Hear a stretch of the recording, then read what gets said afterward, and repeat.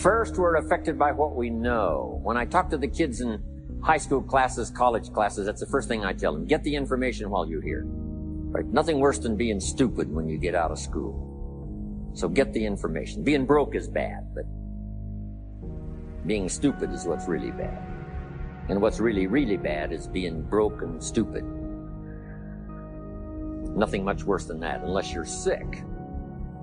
Right? Sick, broke, and stupid. That's about as far as you can fall unless you're ugly, right? But surely that would be the ultimate, right? The ultimate negative life. Ugly, sick, broke, and stupid. So learn all you can. We're affected by what we know. So get the information. Don't be lazy in learning. Don't be lazy in going through the books, building your library, coming to classes like this consistently. Some of them will be so dramatic, your life will never be the same. Maybe this is one of those today. Next, we're affected by how we feel, attitude. This is the emotional part. We need the intellectual part to set sail. So as the winds blow, we can still get where we want to go. Redefine, keep strengthening our psychological and philosophical guidance system. Enterprise is always better than ease. Every time we choose to do less than we possibly can, it affects our self-confidence, our self-worth. If we keep doing a little less every day, a little less, we are also being a little less. Can you imagine what you'd end up being after 10 years of doing a little less every day? It's devastating. Think about it. Doing less could ruin your life. Now you can reverse the process of doing a little less. You alter the course by doing a little more each day. A little more. And pretty soon you'll develop a new habit of doing rather than neglecting. And days and weeks and months of doing a little more will ultimately do what? It'll increase your confidence and your courage and your creativity and your self-worth. In the end, it's how we feel about ourselves that provides us with the increased courage and creativity for self-enterprise. You have that quality within you. When you're hungry, you don't care about the facts. You don't care about the art. There's greatness in you. And you've got to learn how to tune out the critics outside and the critic inside. And since I'm going to do this, I'm going to harness my will. And I'm not going to let anything stop me. I deserve this. I'm going to do it until. And this friend, I told him, said, start increasing your calls. I said, I make 100 calls a day. The other thing is that if you want something, you have got to be relentless. You've got to learn how to become resourceful. You've got to learn how to become creative. When crises strike in your life, and in the Chinese language, crises mean danger, but it also means opportunity. And this is an opportunity for you to grow. And you've got to be so relentless, regardless of what comes down the pike, that you're always looking for a way to get over, always looking for a way that you can break through, and always looking for a way that you can strike a telling blow. Live your life with passion, with some drive. You've got to watch the people, the relationships that you develop. Have people of kindred mindsets. If you're around folk who are dead and negative all the time, they will affect you. You want people that are around you that have smiles on their faces, looking good. So you've got to watch your countenance, watch your face, have an uplifted expression, watch your body posture. All of these things affect you psychically.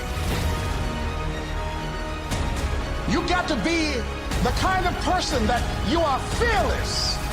You are unstoppable. And because you are unstoppable, because you've got power that you haven't even begun to use yet.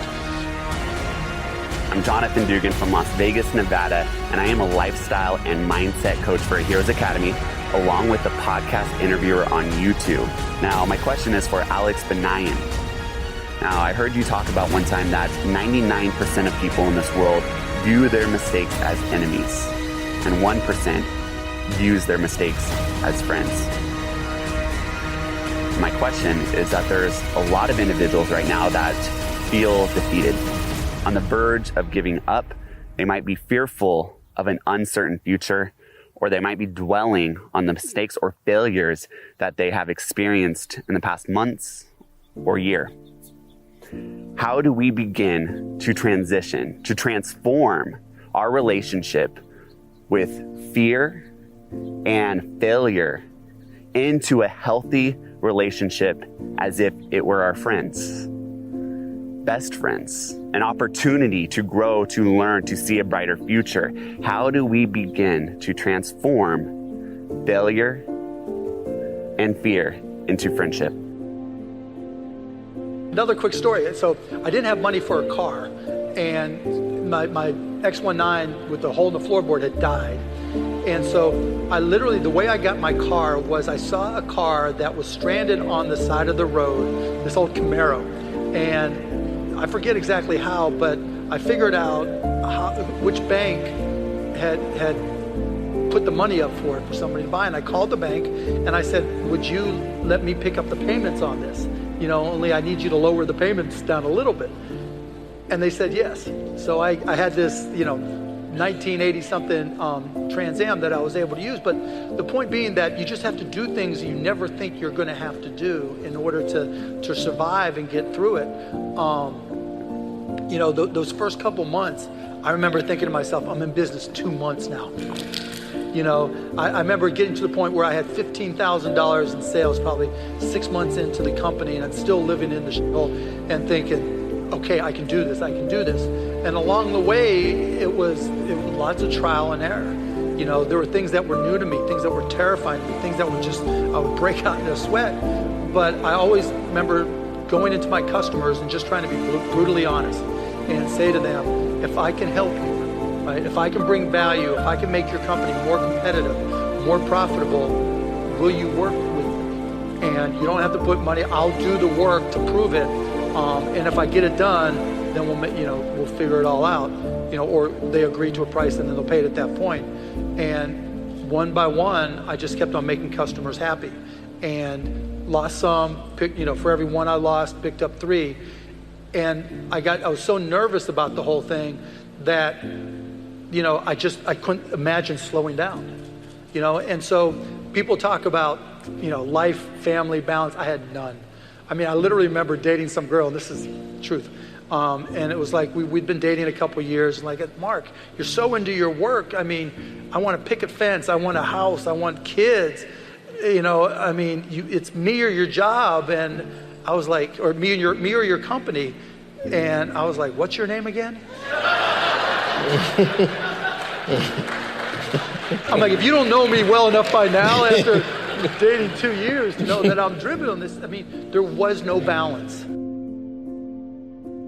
For me, I think it's individual, much like I think diet is, and a lot of things is preference and finding what works. I think a lot of people, they give away their sovereignty and a lot of their power to other people as an expert or as a guru, if you will. But I think the ultimate expert is ourself. And I really do believe self-awareness is a superpower, like knowing yourself. For me to feel totally fulfilled, and if people want to be successful, be happy, I think it comes down to 2 things. I think it comes down to having the curiosity to want to know yourself, like really go deep about who are you, what are your beliefs, and what do you really value, what do you stand for, what do you stand against, all these different things, your capabilities, your habits, your routines.